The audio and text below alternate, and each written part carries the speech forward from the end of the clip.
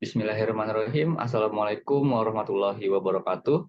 Shalom, Om Swastiastu, Namo Buddhaya, Salam Kebajikan. Pada kesempatan kali ini, kelompok kami ingin mempresentasikan tentang mengembangkan strategi dan program penerapan harga bisnis fashion hijab, yaitu perusahaan yang kami ambil adalah Thai by Men. Yang kami hormati, dosen pengampu mata kuliah Manajemen Pemasaran, Ibu Dr. Al-Fatih Siki Manggabarani, SEMSI, serta teman-teman kelompok saya yang berbahagia. Sebelum ke pembahasan, izinkan kami memperkenalkan anggota kelompok kami. Yang pertama ada saya sendiri, Muhammad Ihsan Jindi, dengan akhiran NIM 009. Saya Yasmin Salsabila Azizah dengan akhiran NIM 007. Saya Amanda Sulistiawati dengan akhiran NIM 026. Saya Zahrani dengan akhiran NIM 146. Saya Diki Rizky Syahputra dengan NIM akhir 161. Saya Nasika Aliyah dengan NIM akhir 250. Saya Alexander Israel dengan NIM belakang 259. Berikut adalah yang akan kami bahas pada kesempatan kali ini. Yang pertama ada latar belakang, yang kedua kajian pustaka, yang ketiga pembahasan, dan yang keempat kesimpulan. Oke, kita masuk ke latar belakang. Jadi Thai by Men sendiri itu adalah bisnis hijab remaja yang bertujuan agar para remaja dapat tampil trendy, tetapi tetap sesuai dengan syariat Islam. Jadi, kenapa kami membuat bisnis Thai by Men? Karena bisa dilihat popularitas fashion muslim belakangan ini tuh benar-benar meningkat drastis. Dikarenakan Indonesia merupakan negara muslim terbesar di dunia. Ini valid berdasarkan data Direktorat Jenderal Kependudukan dan Pencatatan Sipil atau Dukcapil. Jumlah penduduk Indonesia sebanyak 272,23 juta jiwa. Dan dari jumlah tersebut, sebanyak 236,53 juta jiwa atau setara dengan 86,88% itu beragama Islam. Jadi artinya mayoritas penduduk Indonesia adalah Muslim. Fashion Muslim juga di era milenial ini semakin beragam dan juga trendy. Oleh karena itu, ini merupakan peluang untuk kami memadukan nilai seni yang trendy tetapi masih masuk dalam syariat Islam yang disukai oleh para remaja muslimah di Indonesia. Terlebih hijab dan baju itu adalah kebutuhan pokok wanita berhijab. Jadi diharapkan dengan berbagai macam model yang simple yang kami sediakan dan warna yang soft membuat para wanita muslimah terlihat elegan walaupun tampil dengan outfit yang sederhana.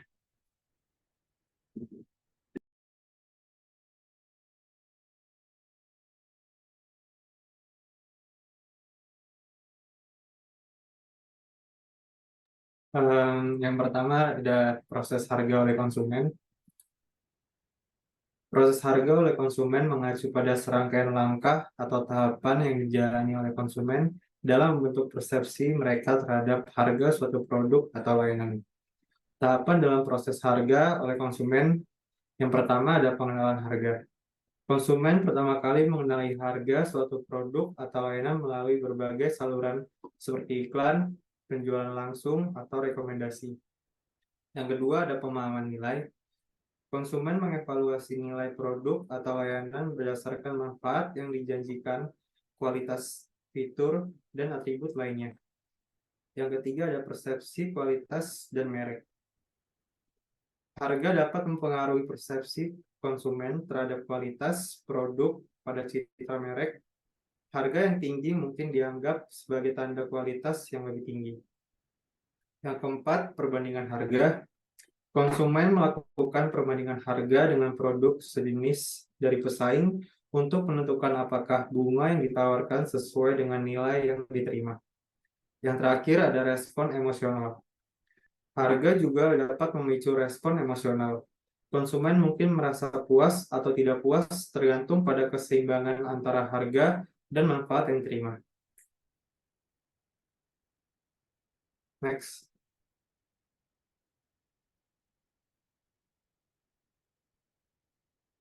Selanjutnya ada evaluasi harga oleh konsumen.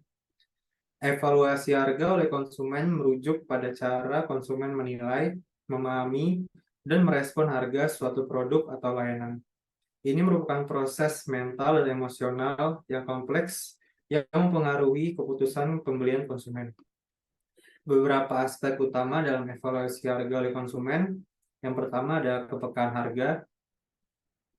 Seberapa responsif konsumen terhadap perubahan harga? Apakah mereka sangat sensitif terhadap fluktuasi harga atau kurang memperhatikan perubahannya? Yang kedua ada kesediaan membayar.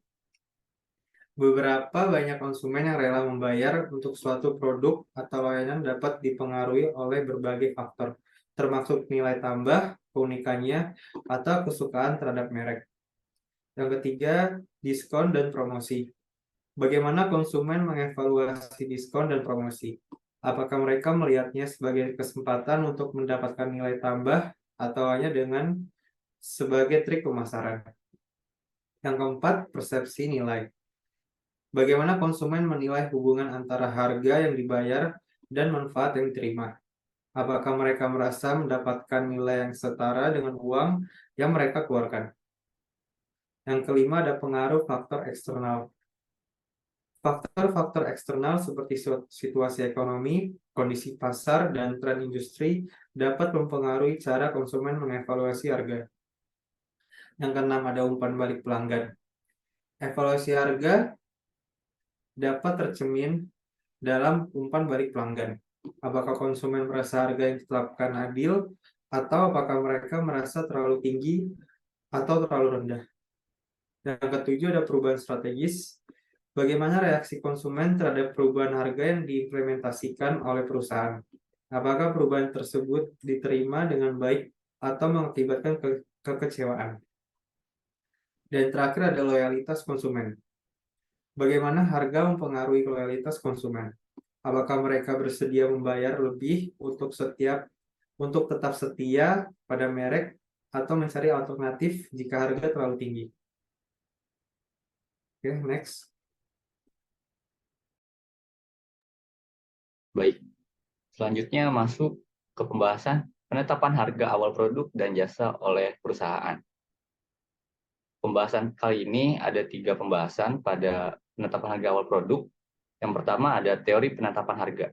Teori penetapan harga melibatkan berbagai pendekatan dan konsep yang digunakan oleh perusahaan untuk menentukan harga pokok atau layanan mereka. Yang pertama ada teori penetapan harga berbasis biaya. Menurut ahli ekonomi seperti Milton Friedman, teori penetapan harga berbasis biaya mengatakan bahwa harga seharusnya mencakup biaya produksi dan memberikan keuntungan yang wajar. Ini melibatkan penentuan harga berdasarkan biaya produksi, distribusi, dan keuntungan yang diinginkan. Yang kedua, teori penetapan harga berbasis permintaan. Ahli ekonomi seperti Alfred Marshall berkontribusi pada teori penetapan harga berbasis permintaan. Teori ini menekankan bahwa harga harus mencerminkan tingkat permintaan pasar. Semakin tinggi permintaan, semakin tinggi pula harga barang yang akan ditawarkan. Yang ketiga, ada teori penetapan harga berbasis pesanan. Joseph Uren mengembangkan teori penetapan harga berbasis pesanan, yang di mana harga ditentukan berdasarkan pesanan khusus dari pelanggan. Pendekatan ini berfokus pada kebutuhan dan permintaan pelanggan tertentu. Yang keempat, ada teori penetapan harga berbasis nilai. Michael Porter dan ahli strategi bisnis lainnya berpendapat bahwa teori penetapan harga berbasis nilai yang di mana harga seharusnya mencerminkan nilai yang dirasakan oleh pelanggan. Produk dengan nilai tambah yang tinggi dapat mendukung harga yang lebih tinggi. Yang kelima, yaitu teori penetapan harga berbasis pesaing. Teori ini mengacu pada penetapan harga berdasarkan tingkat harga pesaing di pasar. Ahli ekonomi seperti Edward Chamberlain menyatakan bahwa perusahaan dapat menentukan harga mereka dengan memperhatikan harga pesaing untuk menjaga daya saing. Bisa di next. Nah, selanjutnya ada faktor-faktor yang mempengaruhi penetapan harga. penetapan harga sendiri atau layanan dipengaruhi oleh berbagai faktor yang kompleks. Nah, penetapan harga ini dipengaruhi oleh beberapa faktor. Yang pertama ada biaya produksi. Biaya produksi termasuk bahan baku, tenaga kerja, biaya overhead, dan distribusi adalah faktor kunci yang mempengaruhi penetapan harga. Perusahaan harus menetapkan harga yang mencakup biaya produksi dan memberikan tingkat keuntungan yang diinginkan. Yang kedua, ada tujuan bisnis. Tujuan bisnis perusahaan, apakah itu mencapai pangsa pasar yang besar, memaksimalkan keuntungan, atau memposisikan produk sebagai merek premium akan mempengaruhi keputusan penetapan harga. Yang ketiga, ada permintaan pasar. Tingkat permintaan pasar untuk produk atau layanan dapat mempengaruhi harga. Jika permintaan tinggi, perusahaan mungkin dapat menetapkan harga yang lebih tinggi. Sementara permintaan rendah mungkin memerlukan harga yang lebih terjangkau untuk mendorong penjualan. Yang keempat, ada nilai produk dan keunggulan. Produk atau layanan dengan nilai tambah atau keunggulan bersaing yang tinggi dapat mendukung penetapan harga yang lebih tinggi. Persepsi nilai oleh konsumen menjadi kunci dalam menetapkan harga yang sebanding dengan manfaat yang diberikan. Yang keenam, ada siklus produk. Fase siklus hidup produk termasuk peluncuran, pertumbuhan, kematangan, dan penurunan mempengaruhi keputusan penetapan harga. Harga dapat berfluktuasi sesuai dengan fase siklus hidup produk. Selanjutnya, yang ketujuh ada strategi pemasaran. Strategi pemasaran, promosi, dan branding dapat mempengaruhi cara pelanggan melihat harga. Harga seharusnya sejalan dengan pesan merek dan citra yang ingin dibangun oleh perusahaan. Dan yang terakhir adalah teknologi dan inovasi. Penggunaan teknologi dalam proses produksi atau distribusi dapat mempengaruhi biaya dan akibatnya putusan penetapan harga. Inovasi produk juga dapat mendukung penetapan harga yang lebih tinggi. Next. Nah, selanjutnya ada strategi penetapan harga. Strategi penetapan harga adalah rencana sistematis yang digunakan oleh perusahaan untuk menetapkan harga produk atau layanan mereka. Strategi ini mencakup pertimbangan tentang berbagai faktor yang mempengaruhi keputusan penetapan harga. Beberapa strategi penetapan harga yang umum digunakan melibatkan pendekatan berbeda. Dalam menetapkan harga, ada beberapa strategi. Yang pertama itu penetapan harga berbasis biaya atau cost-based pricing. Dalam strategi ini, harga ditentukan dengan memperhitungkan biaya produksi, distribusi, dan keuntungan yang diinginkan. Pilihan umum dalam pendekatan ini termasuk markup pada biaya variabel atau biaya total. Yang kedua, ada penetapan harga berbasis nilai atau value-based pricing. Pada pendekatan ini, harga ditentukan berdasarkan nilai yang dirasakan oleh pelanggan terhadap produk atau layanan. Faktor-faktor seperti keunggulan bersaing, kualitas, dan manfaat yang diberikan menjadi dasar untuk penetapan harga. Yang ketiga, ada penetapan harga berbasis permintaan atau demand-based pricing. Strategi ini melibatkan menetapkan harga berdasarkan tingkat permintaan pasar. Harga dapat disesuaikan sesuai dengan fluktuasi permintaan, dengan peningkatan harga saat permintaan tinggi dan sebaliknya. Yang keempat, ada penetapan harga skimming. Dalam skimming, perusahaan menetapkan harga tinggi untuk produk baru atau inovatif untuk meraih keuntungan maksimal dari segmen pasar yang bersedia membayar lebih. Harga kemudian dapat diturunkan seiring berjalannya waktu. Yang kelima, ada penetapan harga penetrasi atau penetration pricing. Penetapan harga penetrasi melibatkan menetapkan harga rendah untuk memasuki pasar dengan cepat dan merebut pangsa pasar yang besar. Harga kemudian dapat dinaikkan setelah perusahaan memperoleh pangsa pasar yang cukup. Yang terakhir ada harga premium, yaitu penetapan harga premium atau premium pricing. Produk dengan atribut unik, kualitas tinggi, atau merek terkenal dapat menggunakan penetapan harga premium. Harga yang lebih tinggi dapat menciptakan persepsi eksklusivitas atau kualitas yang lebih baik. Next.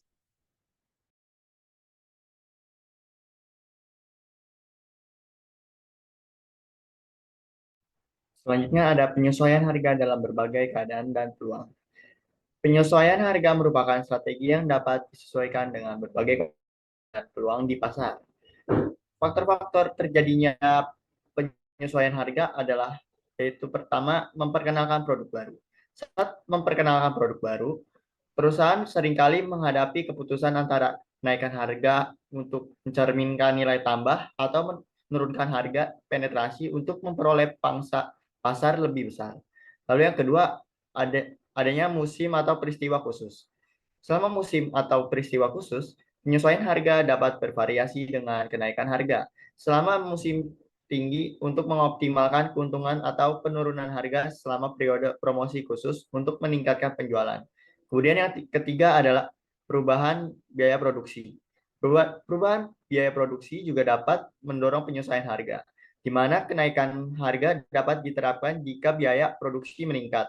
Sementara penurunan harga mungkin dipertimbangkan jika biaya turun. Kemudian ada reposisi merek.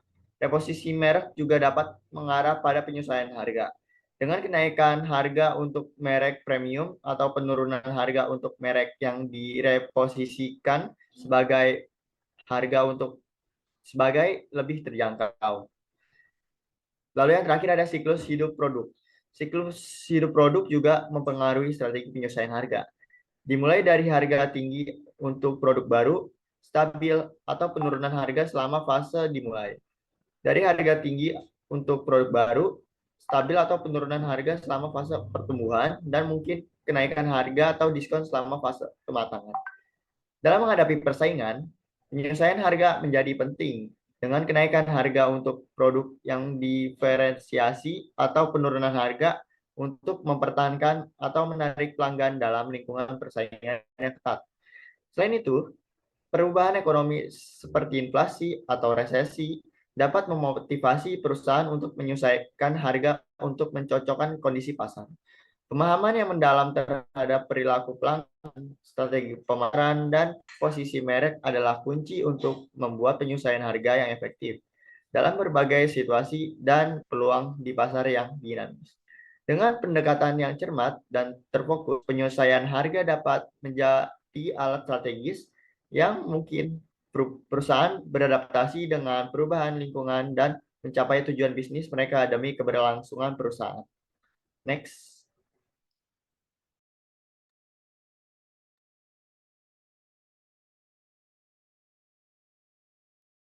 Selanjutnya masuk ke perubahan harga oleh perusahaan.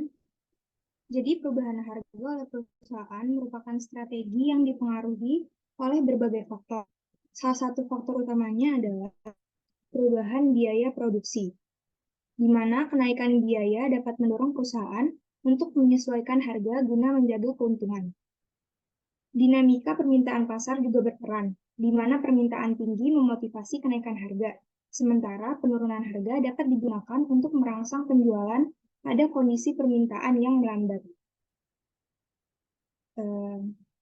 Respons terhadap strategi pesaing juga dapat mendorong perubahan harga sebagai bagian dari upaya untuk tetap bersaing di pasar yang dinamis. Untuk faktor eksternalnya seperti regulasi pemerintah dan ketidakstabilan pasar yang memaksa perusahaan untuk menyesuaikan harga produknya. Oleh karena itu, perubahan harga mencerminkan tidak hanya upaya untuk memaksimalkan keuntungan, tetapi juga tanggapan terhadap kompleksitas dan dinamika lingkungan bisnis yang beragam.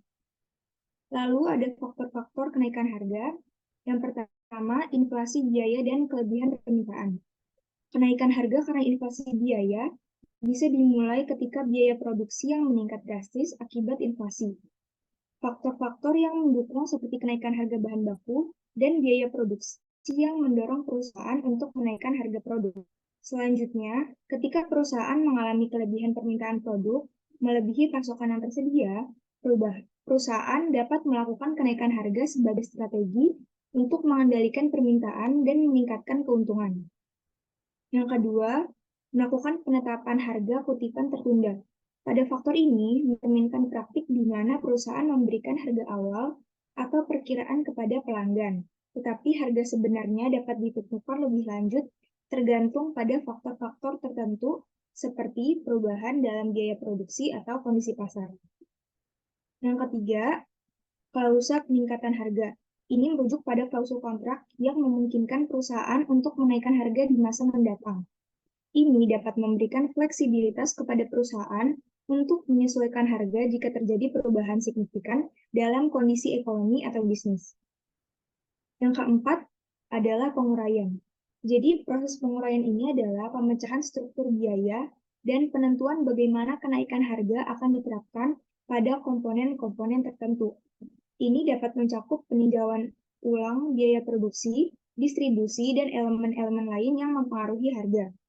Yang kelima ada pengurangan diskon. Mungkin ini melibatkan pengurangan atau penghapusan diskon yang sebelumnya diberikan kepada pelanggan. Ini bisa menjadi cara untuk mengimbangi kenaikan biaya atau untuk meningkatkan margin keuntungan perusahaan. Next.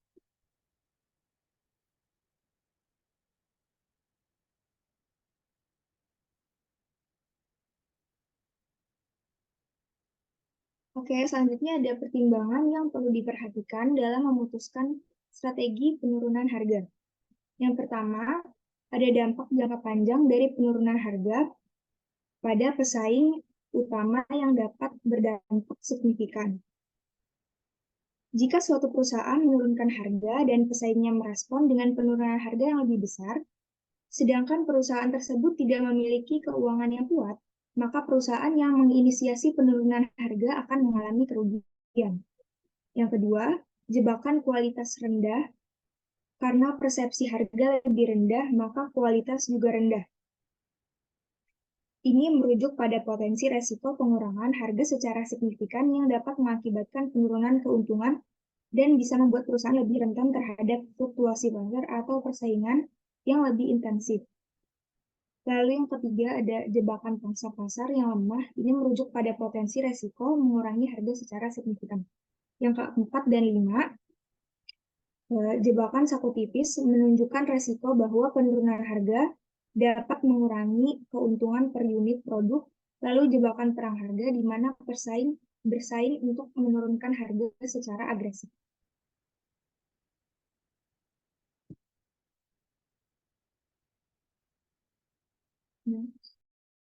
Selanjutnya adalah penanganan perubahan harga pesaing oleh perusahaan. Penanganan perubahan harga pesaing oleh suatu perusahaan memerlukan strategi pemasaran dan manajemen harga yang cermat. Langkah awal melibatkan analisis mendalam terhadap perubahan harga pesaing. Dengan adanya perhatian khusus terhadap sifat perubahan tersebut, kita dapat mengetahui apakah bersifat sementara atau merupakan kebijakan harga jangka panjang. Penting untuk memahami dampak jangka panjangnya terhadap posisi pasar dan keuntungan perusahaan. Sebagai alternatif, perusahaan dapat mempertimbangkan pendekatan nilai dengan memfokuskan pada elemen nilai tambah seperti kualitas produk, layanan pelanggan, atau keunggulan produk sebagai dasar pembenaran harga yang lebih tinggi. Dalam konteks ini, diferensiasi produk menjadi strategi relevan. Fleksibilitas dalam penetapan harga juga penting dengan menerapkan model harga dinamis berdasarkan permintaan atau faktor-faktor pasar lainnya. Strategi penawaran, promosi, dan negosiasi dengan pemasok juga dapat digunakan untuk meningkatkan daya tarik produk dan mengatasi kenaikan biaya bahan baku. Perusahaan memiliki opsi untuk memperkenalkan merek baru yang dirancang khusus untuk bersaing dengan produk pesaing. Merek baru ini dijual dengan harga yang lebih terjangkau, sementara kualitasnya berada di bawah produk utama yang biasanya diproduksi oleh perusahaan. Dengan demikian, perusahaan dapat mempertahankan fleksibilitas dalam strategi harga dan terus memantau dinamika pasar untuk memastikan keberlanjutan dan kesuksesan jangka panjang. Baik, selanjutnya kita akan masuk kepada materi tentang pembahasan yang sudah kelompok kami kaji. Jadi pada pembahasan ini tentu saja kami akan mengaitkan dengan adanya urgensi atau pemahaman yang sepertinya tadi sudah dipapari oleh teman-teman sebelumnya berupa kajian pustaka.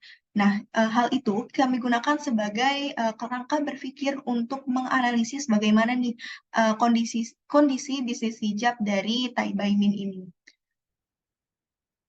Oke, next. Di sini ada proses dan evaluasi harga oleh konsumen.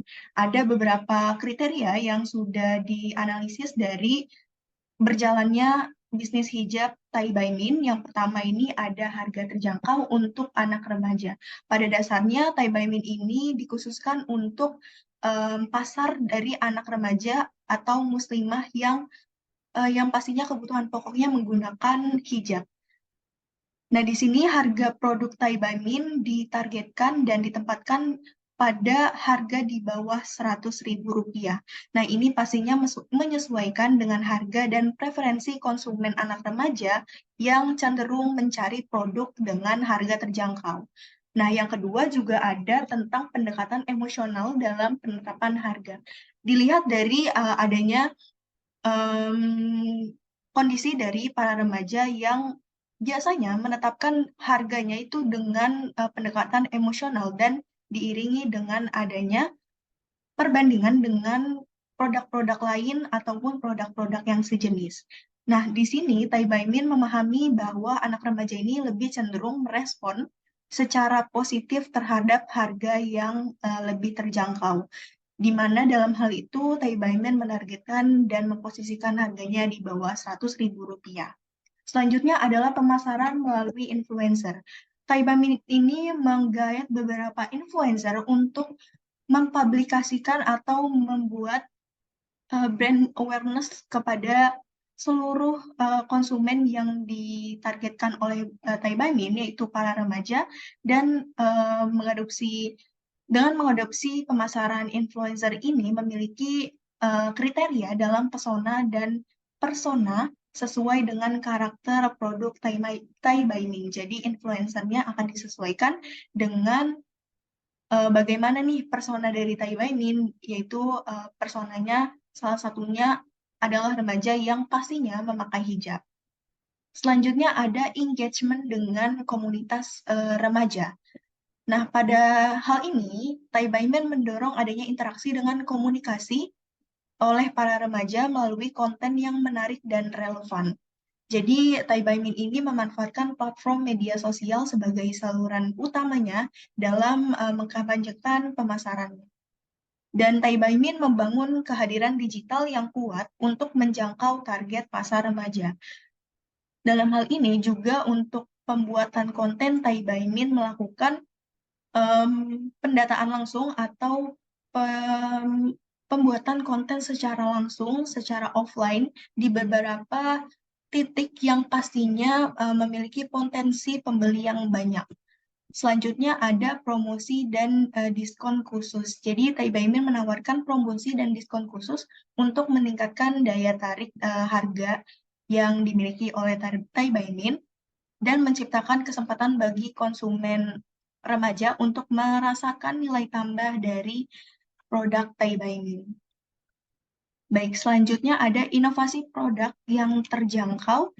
Jadi Thai By Min pastinya terus melakukan inovasi produk agar tetap sesuai dengan selera dan kebutuhan anak remaja masa kini.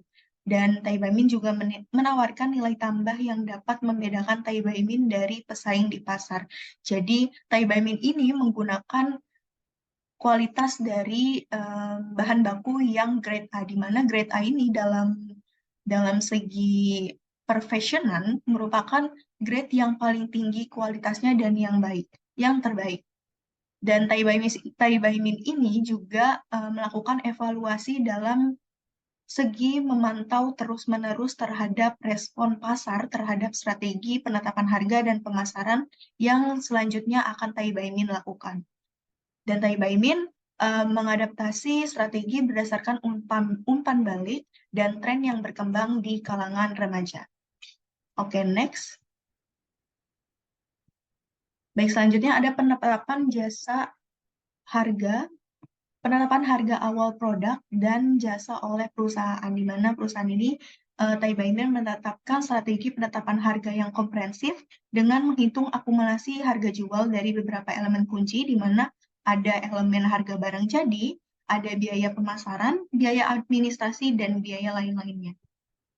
Selanjutnya ada penyesuaian harga dalam berbagai keadaan dan peluang. Nah, yang pertama pastinya Thai By Min memiliki responsif terhadap pasar yang agile atau yang terus berkembang. Jadi Thai By Min menunjukkan kebijakan harga yang responsif terhadap dinamika pasar. Selanjutnya ada penyesuaian harga pada musim lebaran. Biasanya pada musim lebaran ini penawaran Thai By Min memiliki intensitas yang kurang disebabkan adanya permintaan yang melonjak pada saat itu, di mana musim Lebaran ini biasanya anak remaja mencari tren-tren hijab yang seperti apa untuk digunakan di hari raya. Jadi pada hal itu, Taiba Imin menaikkan harga sekitar 10% dari harga normal. Dan selanjutnya, strategi penyesuaian harga di event atau di e-commerce. Jadi Taiba Imin pastinya akan menurunkan harga sekitar 5% dari harga normal untuk menarik kembali respon konsumen dalam melakukan pembelian di bisnis hijab Taiba ini. Selanjutnya ada penanganan perubahan harga pesaing oleh perusahaan, di mana penanganan ini pastinya banyaknya respon yang didapatkan oleh Taiba Imin karena pesaing-pesaing Taiba Imin ini cukup banyak, dan yang dilakukan oleh kami yaitu komitmen terhadap kualitas produk kami tidak mengganti sama sekali, malah kami meningkatkan kualitas produk yang kami miliki. Yang kedua, ada pembentukan citra merek yang kuat, pastinya menggait beberapa influencer. Yang selanjutnya, responsif terhadap dinamika pasar. Dan yang terakhir, mempertahankan nilai tambah. Baik, selanjutnya ada kesimpulan. Jadi, dalam hal ini bisa didapatkan kesimpulan bahwa bisnis hijab Taiba Imin ini menetapkan harga produk hijabnya dengan memperkirakan kebutuhan dan preferensi anak remaja karena segmentasi pasar dari Taiba Imin merupakan anak remaja. Jadi, Taiba Imin menjaga harganya tetap di bawah Rp100.000 untuk tetap dijangkau dan bisa dibeli oleh para anak remaja. Dan Taiba Imin menggunakan strategi pemasaran melalui influencer dengan persona yang sesuai untuk membangun koneksi emosional dan brand loyalty yang kuat di kalangan remaja. Dan ini sudah kami research bahwasannya dengan menggait influencer, pembelian kami itu meningkat. Dan selanjutnya ada Taiba Imin menerapkan strategi penerapan harga komprehensif dengan menghitung adanya akumulasi harga dari berbagai elemen. Dan yang terakhir, Taiba Imin tidak hanya fokus pada kualitas produk, tetapi juga memastikan penanganan yang bijaksana terhadap perubahan harga pesaing. Taiba Imin tidak menurunkan harga secara masif, akan tetapi Taiba Imin menaikkan kualitas secara masif. Baik.